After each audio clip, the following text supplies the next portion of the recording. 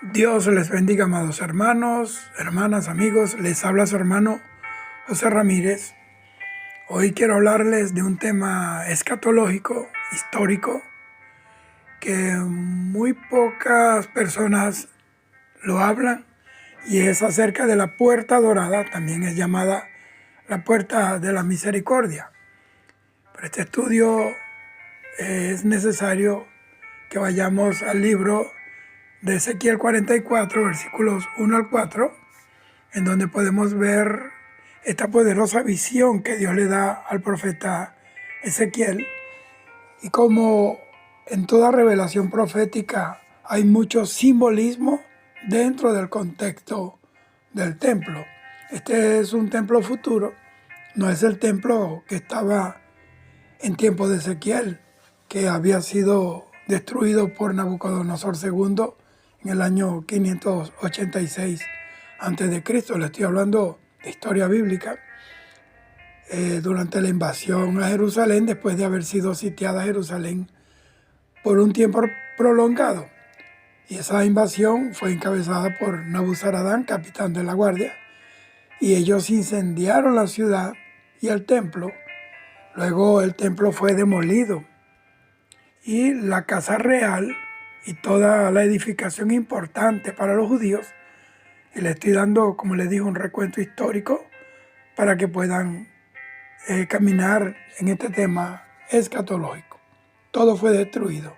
Cuanto edificio representaba importancia para el pueblo, fue destruido. Entonces, este es un tema profético que pocos enseñan, y menos muchos charlatanes de hoy, de estos días, esos mercaderes de la fe, que no pueden entrar en este tema, que es como un lugar santísimo, en donde solo entran los sacerdotes, por la pura gracia del Espíritu Santo y no por intelecto ni capacidad humana. Los muchos que se hacen llamar profetas en el día de hoy guardan silencio ante esta profecía tan importante para la iglesia de Jesucristo. ¿Por qué? Porque no conocen de esto. Prefieren ellos dar 20 minutos de una charla motivacional o un sermón de cómo tener éxito en esto o en aquello, hablar acerca, por ejemplo, de 4 pasos para ser exitosos en lo financiero y todo eso. Pero acá no saben qué decirles al pueblo, porque sus almas no han sido quebrantadas por el Espíritu Santo y operan en sus emociones, en sus propios deseos, y lo que sale a relucir son sus ambiciones personales. Y estoy seguro que muchos nunca han oído un estudio de este tema, de la puerta dorada, porque esto requiere hambre y sed por conocer las cosas de Dios, esas cosas que Dios reservó para nuestro conocimiento. Requiere de horas de oración para morir al querer figurar, para saber más que otros. Esto representa horas y horas en la presencia del Espíritu Santo para que el martillo de Dios nos quebrante el ego. Para estos temas se requiere de ayunos en silencio, en secreto. Se requiere estudiar la palabra con disciplina, con amor, con temor. Se requiere de un estudio y conocimiento de historia bíblica. Y eso es algo que a muchos les aterra. ¿Por qué? Porque tienen que sacrificar entretenimientos, mucho tiempo. Esos tiempos que invierten en entretenimiento que les devora la vida. No quieren dejar de devorar los platos de comida que hoy son sus amos. Hoy hay gente esclava de la comida, de que nunca planifican un ayuno. Queremos un avivamiento en las iglesias y ni siquiera hay un ayuno congregacional en el mes. Esta profecía de Ezequiel 44, 1 y 4. Y si hay ayunos, porque siempre van a proclamar ayuno, siempre van a ir la misma gente. Pero mucha gente no van. Entonces, esta profecía de Ezequiel 44, versículo 1 al 4, no la quieren tratar, ni siquiera se interesan en ella. ¿Sabe por qué? Porque es un misil que derriba su teología del materialismo, de ese falso evangelio, de la falsa prosperidad. Y yo creo que Dios prospera a sus hijos, porque esa es la razón de un padre bueno. Dice que si los padres, siendo malos, los de la tierra, saben dar buenas dádivas a sus hijos, cuanto más el Padre Celestial nos dará la vida eterna y todas las cosas. Dice que Él desea que estemos en salud y prosperando, así como prosperan nuestras almas. Pero esa no es la razón que me motiva a mí a seguir a Jesucristo y haber predicado el Evangelio por medio mundo por más de 40 años. ¿Por qué? Porque Jesucristo dijo que la felicidad del hombre no estriba en los bienes que éste pueda poseer, sino en la certeza de que nuestros nombres están escritos en el libro de la vida. Y todas las cosas materiales que Dios nos quiera dar solo son añadiduras por haber buscado primeramente el reino de Dios y toda su justicia primero. Estos falsos desvían a las personas de la necesidad primordial de la salvación del alma, de la purificación y de la preparación para servir a Dios. Y le dicen que Dios quiere que ellos sean felices, que sean prósperos, que sean empoderados. Y le dicen que Dios quiere que ellos sean millonarios y que pueden pararse delante de Dios y hacer proclamaciones que Dios tiene que concederles sin considerar, sin respetar el señorío de Dios, que nadie puede manipular a Dios, que nadie le puede torcer el brazo a Dios para arrancarle cosas de su reino. Qué fallos están. No conocen a Dios. Ellos construyen sus ministerios y fundamentan su teología sobre las arenas movedizas de la distorsión de las Escrituras. Por eso son tan peligrosos. Pero yo veo cómo prosperan, cómo suben como la espuma. Se llenan los salones de gentes hambrientas para que los alimenten con la mentira y con una esperanza que solo da Dios a través de la palabra. Hay una puerta, queridos hermanos, en Jerusalén que permanece cerrada. Es la puerta dorada o la puerta de la misericordia, y permanece cerrada porque es un mandato divino. La Biblia dice que la puerta que Él cierra nadie abre. Esa puerta de Jerusalén permanece cerrada por mandato de Dios. Es una puerta que nunca se abrirá por confesiones positivas, ni por declaraciones proféticas, ni actos proféticos. Esta puerta está allí, en silencio, desde hace siglos, pero que a la vez, en su silencio, predica el mensaje más estruendoso y más poderoso que ningún predicador, valga la redundancia, puede predicar. Está en silencio, esperando el momento en que dejará de estar cerrada para dar paso a un príncipe que vendrá, que se ganó el privilegio de cruzar esa puerta. Esa es la puerta dorada.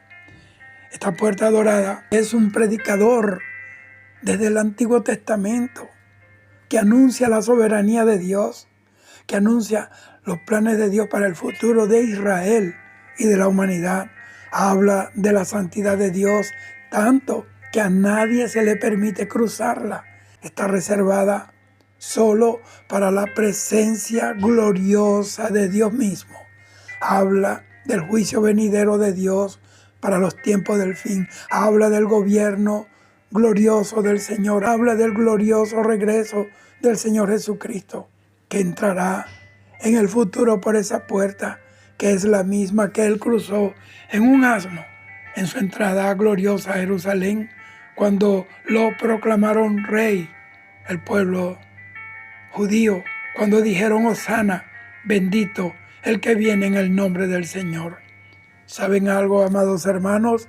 Este mensaje que le estoy dando es un mensaje que no anima a mucha gente a escuchar, ni a muchos predicadores y ministros de hoy.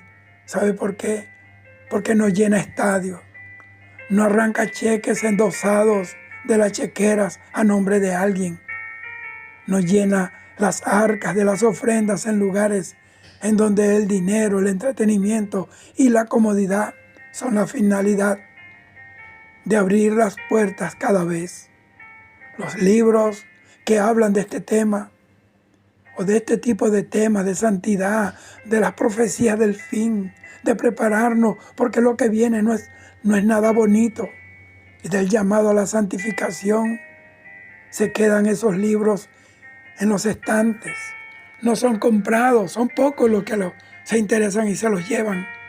No son atractivos, sus páginas se enmohecen o se vuelven amarillentas en los mostradores de las librerías. Prefieren los libros cargados de mensajes motivacionales, esos que hablan de un camino al cielo sin tener que pagar un precio, y hasta libros contaminados con metafísica. Yo he hojeado muchos de esos libros y digo, Dios, con esto, con esta porquería, se está alimentando tu iglesia. Dejan de leer la Biblia por leer libros, y yo no estoy diciendo que no sea bueno. Hay libros que te instruyen, hay libros que te llenan, libros de Gille, libros de Josué Irión. Usted lo puede leer con toda confianza porque están fundamentados no solamente en la palabra, sino en el testimonio y en la vida de hombres que pagaron un precio, que no se doblegaron a través del tiempo, que siguen firmes como el día cuando Dios los llamó. Dios me tiene, al igual que a un ejército de hombres y mujeres que no han caído en esa trampa de la apostasía, del mensaje liviano, ese que ofrece una vida eterna sin haber experimentado ni el verdadero arrepentimiento ni un cambio en su vida. Ese tipo de evangelio que les ofrece una corona sin haber experimentado la cruz. Los que se agradan de esta clase de evangelio son los que quieren comprar el don de Dios con dinero, con pactos y con ofrendas. Esos que quieren una vida ungida sin haber permitido al Espíritu Santo que los quebrante en el alma, que les quebrante el alma, porque hay muchas cosas que perder, hay muchas cosas de las que se tienen que alejar y no quieren hacerlo. Quieren seguir tratando de llegar al cielo sin tener que apartarse de las cosas que a la vez ofenden a Dios. Estos son los que van buscando a un genio como el de la botella, que les conceda los deseos en lugar de un Dios soberano en cuya potestad está la vida de todos los hombres en la tierra. Miren, esa puerta dorada es un aviso LED, es una pantalla LED en las murallas de la escatología de la humanidad, que dice que viene alguien que va a cambiar todas las cosas. Por eso el diablo aborrece estos temas y odia y quiere silenciar a quienes predican estos temas. Esa puerta dice que los planes de Dios y sus propósitos se van a cumplir a pesar de. ¿Por qué? Porque esta es la palabra de Dios y su palabra nunca volverá vacía. Se cumplirán todos los planes de Dios y nadie lo podrá impedir. Esta puerta derriba, queridos hermanos, esas teologías de barro batido por manos de hombres y mujeres que no fueron llamados por Dios, que nunca lo conocieron, o si lo conocieron algún día, o si fueron llamados alguna vez, ya no están del lado de la palabra de Dios. Pero sus imperios religiosos de barro van a caer por efecto de la verdad eterna de la palabra de Dios. Sus paredes de papel se van a quemar con el fuego de la manifestación del Espíritu de verdad. Oren, mis amados hermanos, por mí. Les pido oración. encarecidamente, porque casi siempre que voy a tocar temas como estos, he sido atacado por principados satánicos que quieren embotar mi mente, que quieren nublar mi entendimiento en Dios, que quieren callarme. Me han pasado cosas que usted no se imagina mientras estoy predicando estos temas, sea en mi canal, o sea en un púlpito, o sea en un estadio, o sea donde sea. Quieren callarme. Me han pasado cosas terribles. Han sido años de batalla contra todo espíritu de mentira y de falsedad doctrinal. Ya el rapto está muy cerca, por eso no voy a cesar de anunciar la venida del Señor y que sin santidad y sin paz nadie verá al Señor. Esta puerta está cerrada para darnos el mensaje de que Él es el único que la puede abrir. Y solo Él tiene el control de la historia, de la humanidad, de la profecía, de la escatología, porque Jesucristo es el espíritu de la profecía. Ustedes saben por qué los falsos profetas y los falsos maestros, los falsos pastores, los falsos apóstoles de hoy no tratan estos temas. Porque les pulveriza la falsa teología del reino ahora, de Kingdom Now. Se trata del plan de Dios y no del plan de los hombres. Se trata del anuncio de la venida del Señor y que solo Él ha preparado desde el pasado lo que en un futuro ha de cumplirse. Estos falsos le están vendiendo a los que no quieren caminar la vía dolorosa un evangelio en el que ya ellos le han abierto la puerta porque tienen las llaves del reino y manejan según ellos los códigos del éxito. Predican un mensaje en donde hay un acceso a la gloria de Dios por la proclamación de la palabra para alcanzar las cosas terrenales y perecederas. Estos falsos no hablan de esta puerta porque entonces tienen que hablarle a la gente de escatología, tienen que hablarle de profecía bíblica y entonces esta puerta habla de la venida de Jesucristo en el futuro y entonces tendrán que responder a preguntas que ellos no tienen respuesta, no quieren responder y además porque la gente entenderá que hay un llamado a vivir santamente para tener el privilegio de estar siempre con el Señor.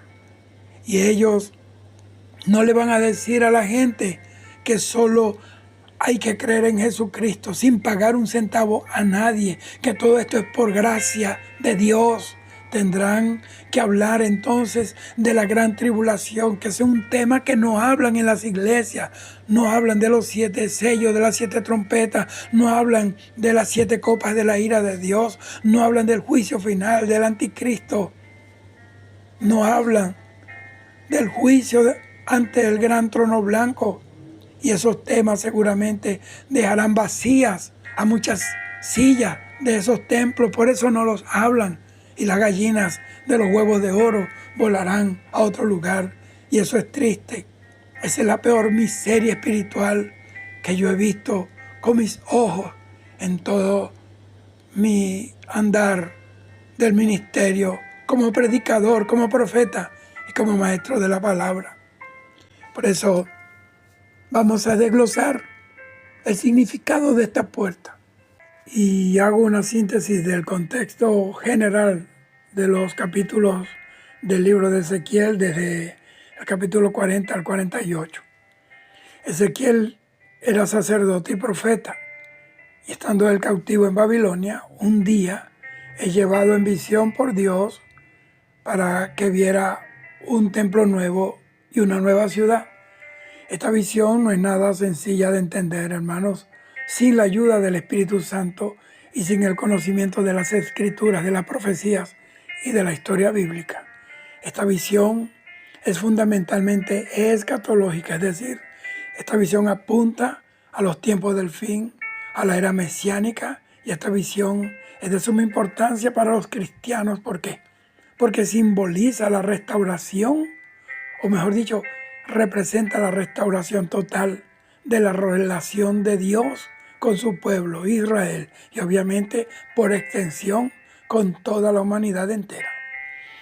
Este templo no es una maqueta o tampoco es una réplica exacta del templo de Salomón, construido en el 957 a.C., o del segundo templo construido por los judíos que salieron del exilio después de 70 años en Babilonia, liderados por Zorobabel y por Josué en el año 516 a.C., por autorización del rey persa Ciro II, sino que este es un templo ideal que representa la perfecta comunión y la santidad de Dios.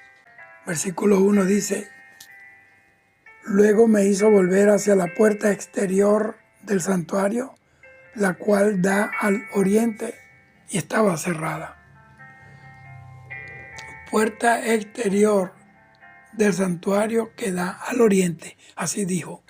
Esa es una puerta significativa, ya que la gloria de Dios había entrado en el templo precisamente por el oriente. Eso está en Ezequiel capítulo 43, versículos 1 al 5. Y el hecho de que sea una puerta exterior sugiere su preeminencia y su papel de acceso principal, que alguien entrará desde el exterior, desde afuera. Y ya vamos a ese punto. Y Ezequiel dice en el versículo 1, y estaba cerrada. Este detalle que nos brinda Ezequiel acá, de que la puerta esté cerrada, es el punto vertebral de esta revelación que Dios le dio a Ezequiel. Y en el versículo 2 dice Ezequiel: y me dijo Jehová, mira quién le dice, y me dijo Jehová, esta puerta estará cerrada, no se abrirá, ni entrará por ella hombre, porque Jehová Dios de Israel entró por ella, estará por tanto cerrada. La orden de Dios es absoluta, de que esa puerta debe permanecer cerrada. La puerta no se abrirá para nadie. La orden de Dios es absoluta, de que esta puerta debe permanecer cerrada. No será abierta ni nadie entrará por ella. Ahora, ¿qué función cumple entonces una puerta que no puede ser cruzada por nadie? Dice, porque Jehová Dios de Israel ha entrado por ella. Por eso permanecerá cerrada. Aquí radica precisamente la razón fundamental del cierre de esta puerta. La gloria de Dios mismo ha entrado por esa puerta. Su entrada está consagrada a tal punto que ninguna otra persona o cosa puede usarla. Nadie puede cruzar esa puerta. Está reservada para la persona santa y exclusiva de Dios. Ningún hombre es merecedor de cruzar esa puerta. No importa quién sea, cuán grande sea, cuán famoso y poderoso crea que es. Ahora, ¿qué significa esto? Teológicamente esto significa que la presencia de Dios en este templo futuro es permanente y exclusivo. Fíjese que entrará y nunca más saldrá de él. No es una visita temporal como sucedía en el tabernáculo o en los templos anteriores, donde la gloria de Dios podía irse, como vio Ezequiel en el capítulo 10 y 11, que dice que la gloria de Dios abandonó el templo. Entonces, proféticamente esto significa que una vez que Dios entre, la puerta se sella. ¿Pero por qué? Para indicar que su morada es para siempre. Es una señal de su fidelidad inquebrantable al pacto y a su pueblo Israel. Versículo 3 dice, en cuanto al príncipe, dice que el príncipe se sentará allí para comer pan delante de Jehová. Por el vestíbulo de la puerta entrará y por ese mismo camino saldrá.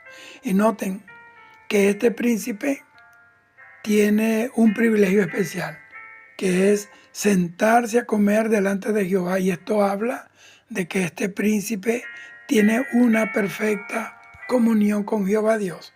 Juan 10:30 dice, yo y el Padre uno somos. Está hablando ahí que ese príncipe innegablemente, indiscutiblemente es Jesús. Ahora, por eso quiero que vaya atendiendo quién es este gobernante, este príncipe. El término príncipe es una figura mesiánica y se refiere a Jesucristo. Él es el único que tiene el derecho y la autoridad para entrar y salir por esa puerta que es especial. Es un privilegio reservado por Dios Padre a su amado Hijo Jesucristo por haber vencido en obediencia hasta la muerte de cruz. Y como ya le dije, su comer pan simboliza comunión, adoración y un sacerdocio real delante de Dios. Es decir, dentro del templo, ¿por qué? Porque los sacerdotes eran los únicos que podían comer el pan de la proposición, que era un pan sagrado. Eso lo dice Levítico 24, 5 al 9. El Mesías, Jesucristo,